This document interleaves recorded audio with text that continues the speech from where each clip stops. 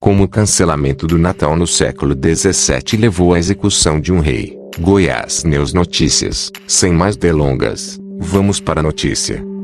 Após a Primeira Guerra Civil Inglesa, na década de 1640, os protestantes tomaram o poder e acabaram com todos os feriados religiosos. A resposta popular envolveu pancadaria, explosões e até guilhotina. Para muitos, o Natal de 2020 vai ser bem diferente do convencional. As clássicas reuniões de família regadas a comidas e bebidas devem se converter em encontros pequenos e limitados. Pelo menos, é isso que autoridades de saúde e outros líderes de governos ao redor do globo têm recomendando aos seus cidadãos como forma de evitar o crescimento da pandemia de Covid-19.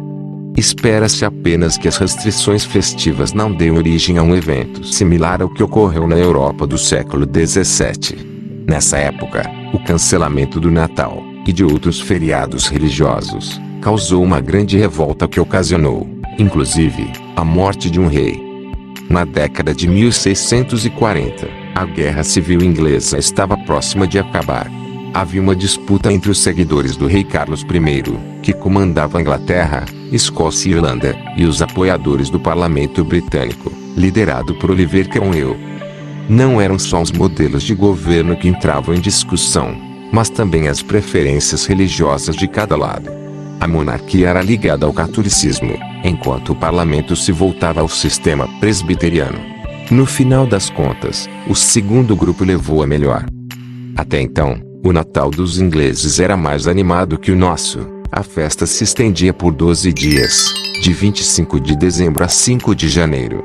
No feriado propriamente dito, o comércio fechava, as ruas eram decoradas e as pessoas celebravam com suas famílias e amigos.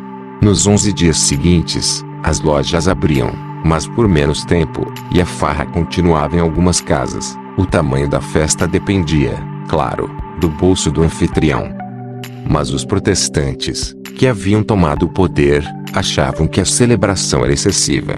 Então, o novo governo definiu que os feriados religiosos deveriam ser um momento de oração e reflexão, sem toda aquela bebedeira.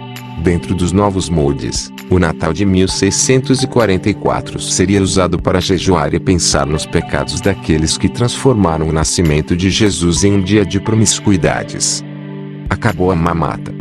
O decreto oficial veio em 1647. A partir dali, o Natal ficou estritamente proibido. Não poderia haver decoração na rua e os comércios deveriam ficar abertos. Festas, então, nem pensar.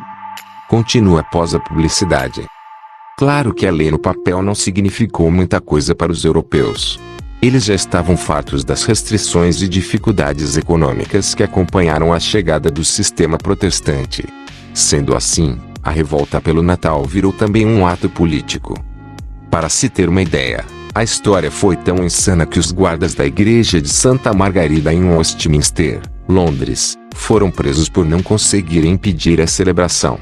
Nas cidades de Ipswich, Bury e St. Edmunds, jovens armados com pedaços de madeira com pregos nas pontas patrulharam as ruas para forçar os comerciantes a se manterem fechados. No condado de Kent, foi necessário acionar o exército para conter a farra que se espalhara ao longo daqueles 12 dias. O grande júri de lá decidiu que os festeiros deveriam ser punidos perante a lei, mas o veredito só fez com que os cidadãos se rebelassem ainda mais contra o parlamento. Cenário parecido, porém mais dramático, ocorreu na cidade de Norwich. Em abril de 1648, o prefeito foi a Londres para explicar seu fracasso na contenção do Natal, mas a multidão fechou os portões para que ele não saísse. Soldados foram mobilizados novamente e pelo menos 40 pessoas morreram na confusão devido a uma explosão em um depósito de munições. Cortem-lhe a cabeça. Os motins e rebeliões que aconteceram entre o final de 1647 e início de 1648 levaram a uma segunda guerra civil. O estopim foi a ação do rei Carlos I, até então refugiado na Escócia, país que era majoritariamente protestante.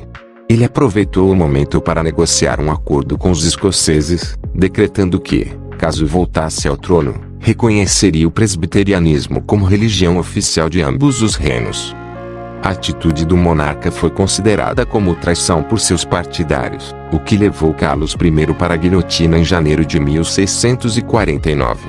O Natal só voltou a ser o mesmo em 1660, quando as monarquias inglesa, escocesa e irlandesa foram restauradas e todos os atos de parlamento foram desconsiderados. Naquele ano, quem assumiu o poder foi Carlos II, filho do rei executado. Nem é preciso dizer que, depois dessa confusão, ninguém mais. Inscreva-se no canal para receber nossos vídeos. Deixe seu like, compartilhe com amigos, ative as notificações. Até a próxima.